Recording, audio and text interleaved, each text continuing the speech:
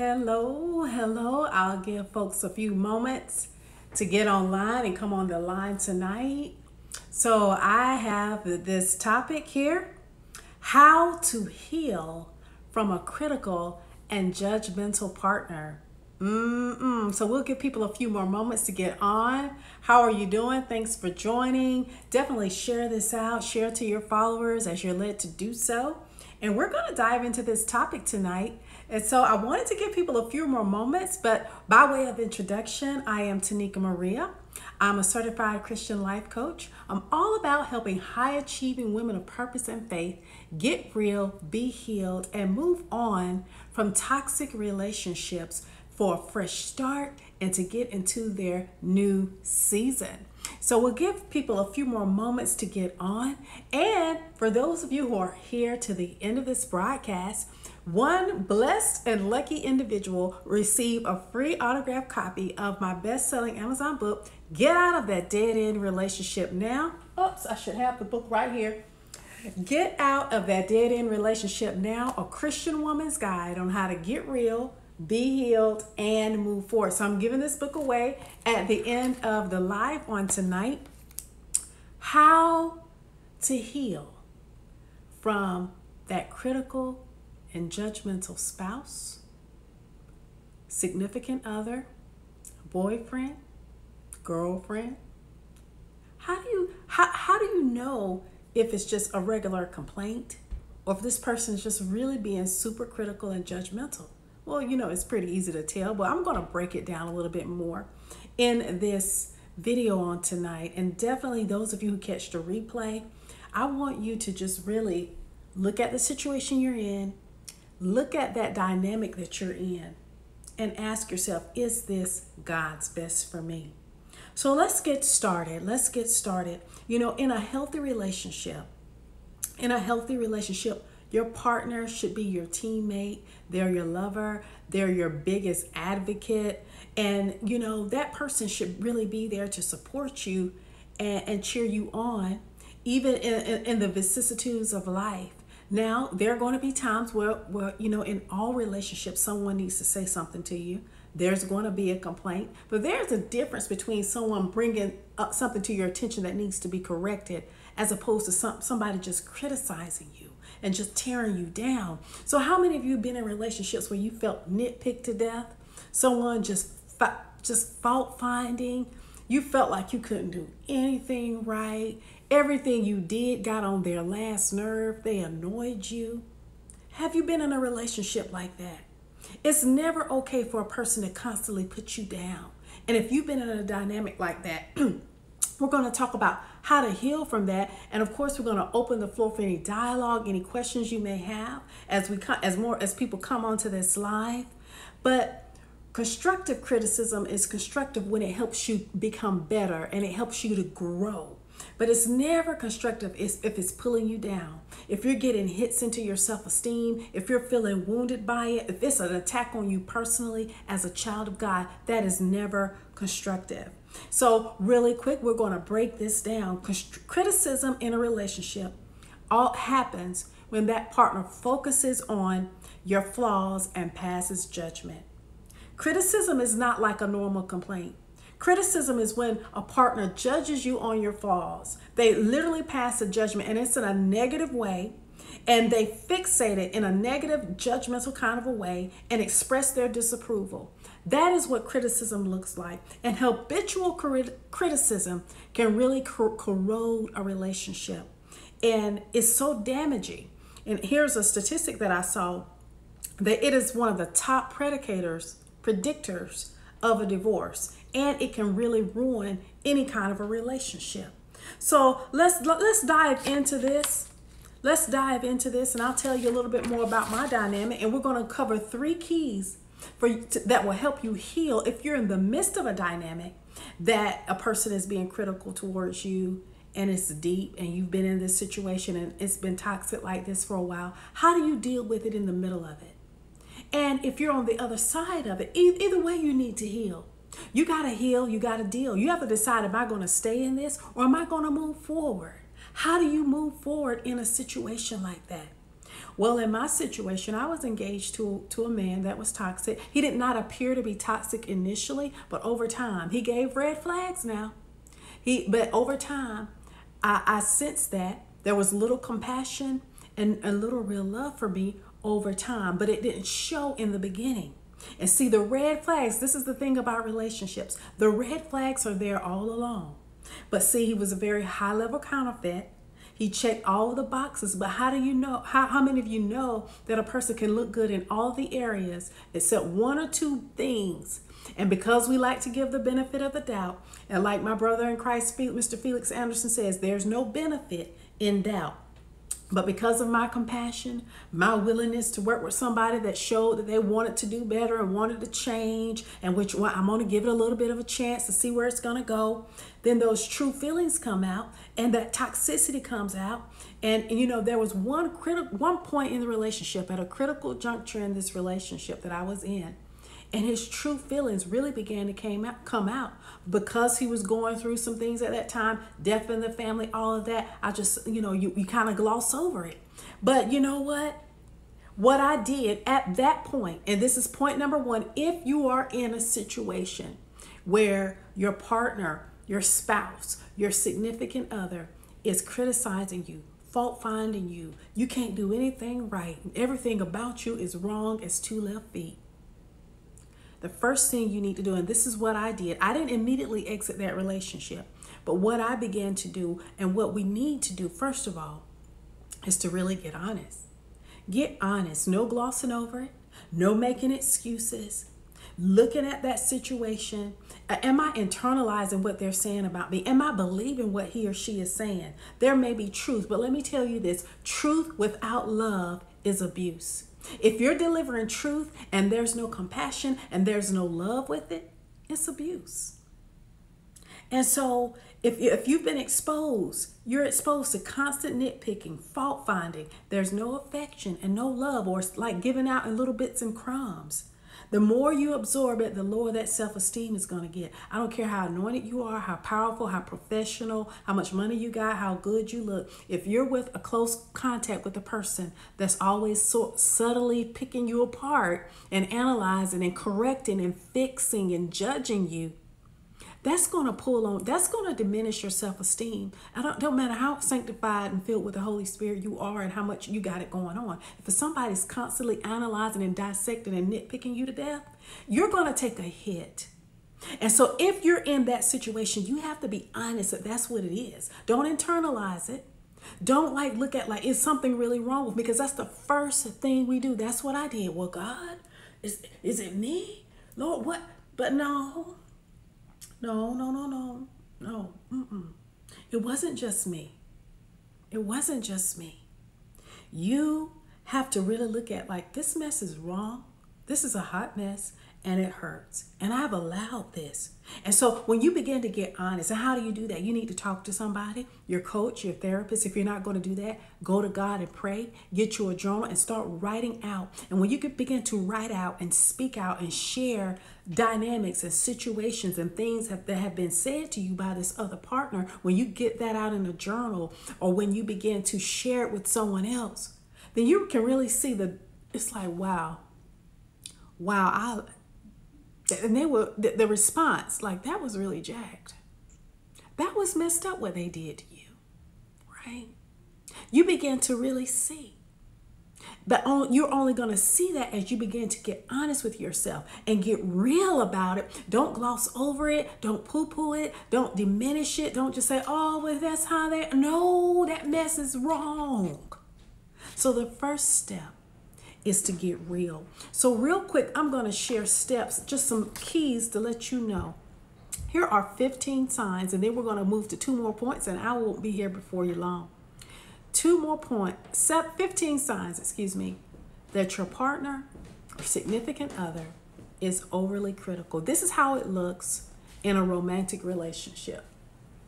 Real quick. Number 1. Now I'm waiting on my son to complete his getting out of here, you guys. 15 signs that your spouse, significant other, boyfriend, girlfriend, whoever is overly critical, or you may see yourself that you're the one that's being critical. Sometimes it hurts to realize that, hey, I'm the toxic one. So number one, your partner, spouse, significant other tells you frequently the things about you that he or she doesn't like, and they rarely compliment you on anything that you're doing good. It's like they can point out every single thing about you that they don't like and can't scrape up any kind of a good word to tell you what you're doing good. That's number one. Number two, if your partner, your spouse has insulted or sarcastically insulted you in front of your own children, that's a sign, right?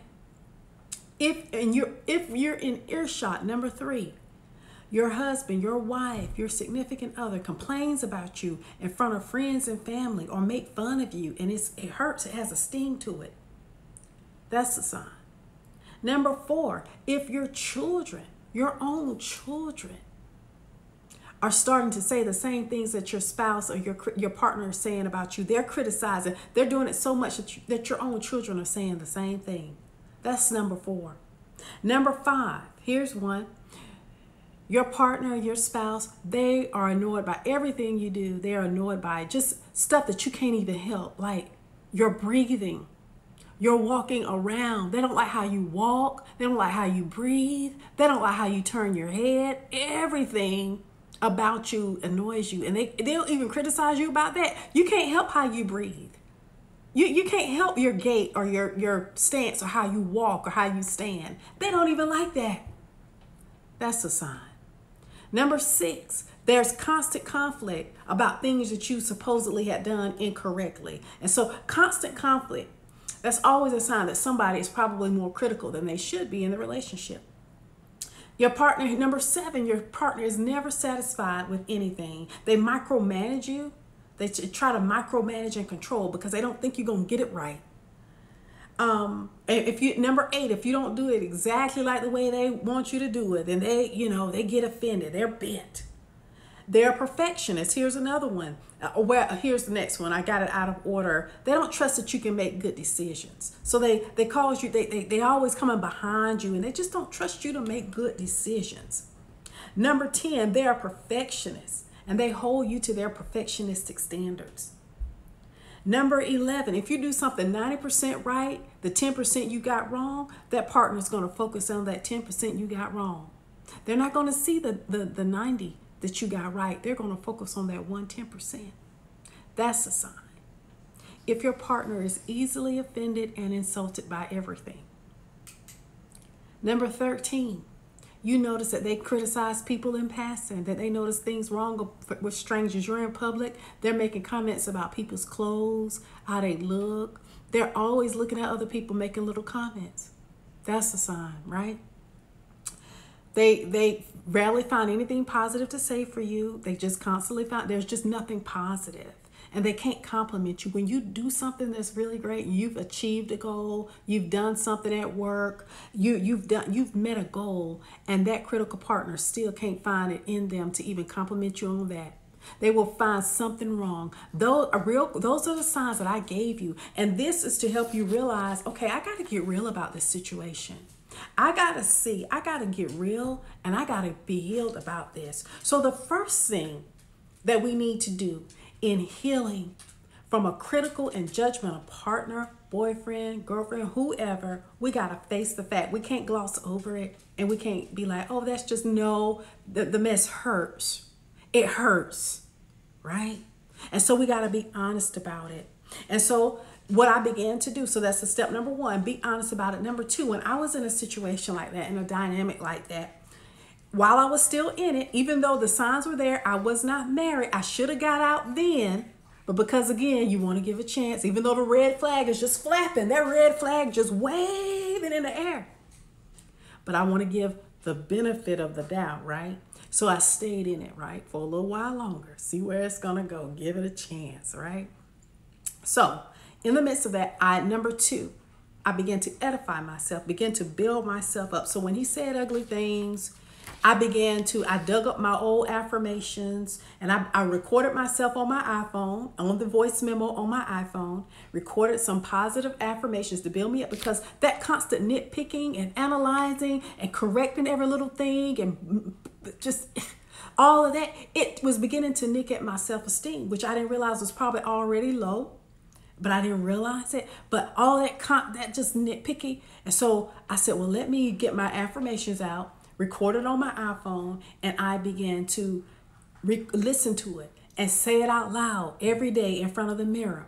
And see, again, this should have been my clue in the relationship from the beginning, but this is it. This is the point of this, is if you are deliberately and intentionally choosing to stay in a relationship where you know good and well that person is fault finding, nitpicking, criticizing you to death, and you can't do nothing right in their sight, and they're always doing little things, and instead of being your support and your encouragement, and if there is an issue, still loving you and doing it in a loving way and just being kind, they got to be all crazy about it, you're choosing to stay in it, then you got to build yourself up. They're not going to come back and tear you down and build you back up. You're responsible to build you back up because you're choosing to stay in it, right? They don't have the capacity to build you up. All they know how to do is tear down. And so, and see, our options when we're in these dynamics like that, we tend to shrink back, to kind of put up a little wall to protect ourselves, or we'll defend. We'll be on the defensive, and we're constantly trying to prove, and we're arguing and fussing back with them and trying to talk and trying to prove and defend ourselves. That ain't helping. It's not helping. So the main thing you can do is this is what I did. I began to positively affirm the good in myself and show love and compassion to myself. I couldn't expect him to give me something that I wasn't willing to give myself. I'm up here trying to pull love and compassion, affection and tenderness from somebody that was constantly fault finding and nitpicking me to death. How am I going to do that? I had to go to God.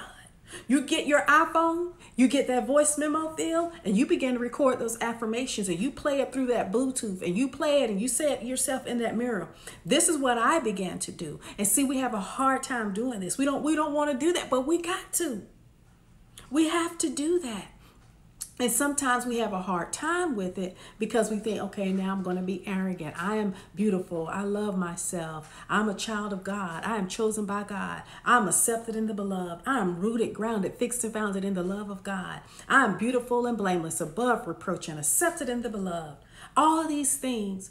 No, that's not being prideful. No, that's not being arrogant, because you can't serve a high God with low self-esteem. We can't walk around talking about I'm the head and not the tail, but I'm feeling like the tail because I'm in a dead-end relationship with somebody that's criticizing me to death, right? So it's really, if it's very critical, if you choose to be with a critical person, to make an intentional choice to edify yourself. Edify yourself. If you're single, you still got a chance to get out of it. If you're married and you decided that divorce is not an option for you, then let me read my notes right here straight from the paper. If you are married and you're in a situation and you feel like divorce is not an option, okay, and your partner is constantly putting you down, then what are you going to do? It's super, super imperative for you to strengthen your inner game, your mind, your spirit, your emotions. What are you willing to do to get the coaching, the support, the therapy you needed to stay in a bad relationship until death do us part? What are you willing to do to take care of get your inner game, your mind, your heart, your emotions, your spirit? How are you supporting that in a relationship? If you're not going to get out of it, if you're choosing to stay in it, what are you going to do? How are you going to stay sane and emotionally and spiritually whole and healthy? Come on.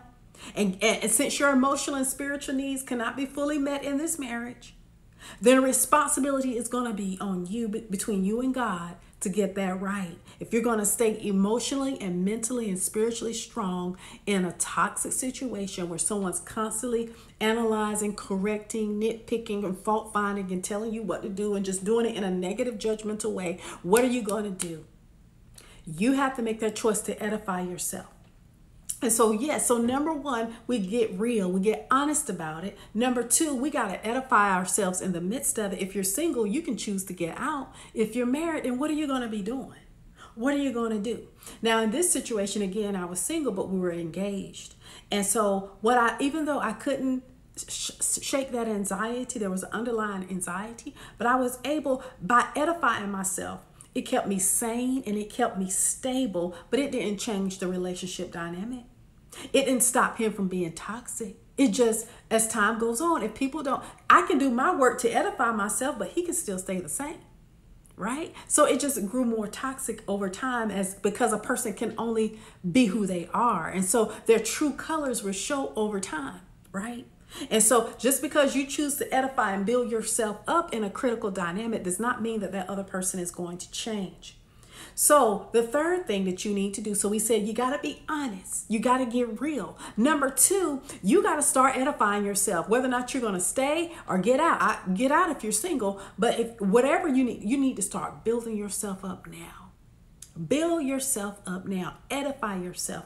And number three, whether you leave or stay, what you need to look at, start doing your work. Doing the healing work. How and why and what was in me that attracted this relationship, right? You got to recognize the pattern. Ask God, God, show me the pattern. God, show me, what am I believing and what am I thinking that attracted this relationship? Because a relationship is a mirror. And a man or a woman, whoever's listening, whoever's going to listen to the replay, a relationship will mirror back to you your walls, your wounds, and your worth. It is your mirror, right? Your life shows you what you believe, not your mouth. And life, like I learned from one of my mentors, life doesn't happen to us. It flows through us. And we are a powerful co-creator by our choices, by our habits, by our behaviors. And you chose this relationship. So something in you deeply resonated with this critical person. What dynamic is that? What is this? And so it's our unconscious relational patterns that lead us into delusions and counterfeits and dead ends. It's our unconscious relational patterns that leads us into delusions, distractions, and dead ends. And being with a toxic person, a critical, judgmental, nitpicky, fault-finding person that has no capacity to really love you and be affectionate and to really hold space and complain or say what they need to say in a gentle way. That we gotta dig deep. What is it in me, right? So to break the pattern, you gotta ask yourself these questions. If someone treats you with disrespect, instead of blaming and complaining about how everybody disrespects you, then you need to ask yourself, in what way am I disrespecting myself? And how did I disrespect myself in this relationship? And so I looked at my situation and I realized I disrespected myself when I kept overriding that anxious feeling. I disrespected myself when I didn't trust that instinct that there was something else that I couldn't quite put my finger on that was causing that, because I couldn't feel and sense the heart as strong as I felt like it needed to be. There was something else there. Everything else was good on the surface, but what is it? But when you're in an unhealed state, when you're burned out, the discernment goes down. Come on. So you gotta, what is the pattern that I'm in? What causes me to be in this? And I realized that. I also realized that I overlooked red flags in the very early stages of dating, because he said some critical things right in the first few dates. Come on. God answers our prayers. We just override them. So it's like recognizing the patterns. Here's another question. If you're attracting people that are emotionally unavailable, then I need to ask myself, how am I emotionally unavailable? What am I running from? How am I unavailable to myself? If I'm really ready for love, then how did I attract a situation where I thought this was, what's going on, right? These are the questions we need to ask ourselves. Remember, relationships are mirrors. What is this critical person showing you about you? What are they showing you that you believe about your own personal worthiness? What unhealed wound is this person triggering? These are the questions. So how to heal from a critical partner? Number one, you got to get real and be very honest about it. Like, get real. Number two, begin to edify yourself in the midst of it. And even if you decide to leave, or if you decide to stay, you need to have your inner game type if you're going to be in a relationship where you're constantly being nitpicked, criticized, corrected, analyzed, where you're never edified and built up, where nothing you do is right. What are you going to do to survive and thrive emotionally, mentally, and spiritually? Do you have a coach? Are you getting therapy? Do you have a support system? What kind of practices do you have to take care of your soul if you're choosing to stay in a dynamic like this? What are you doing? And number three, how deep are you willing to go in terms of doing the work so that you can see the pattern that attracted this kind of a person, especially if you have a history of attracting these types? What is it in me, God, that's causing this, right? The older we get, the more costly the patterns are. The more costly and painful the patterns are, right? The truth hurts but doesn't kill. Lies may please, but they don't heal. The truth will set us free. We got to face the truth and get real, be healed. Remember this, an unexamined life is not worth living.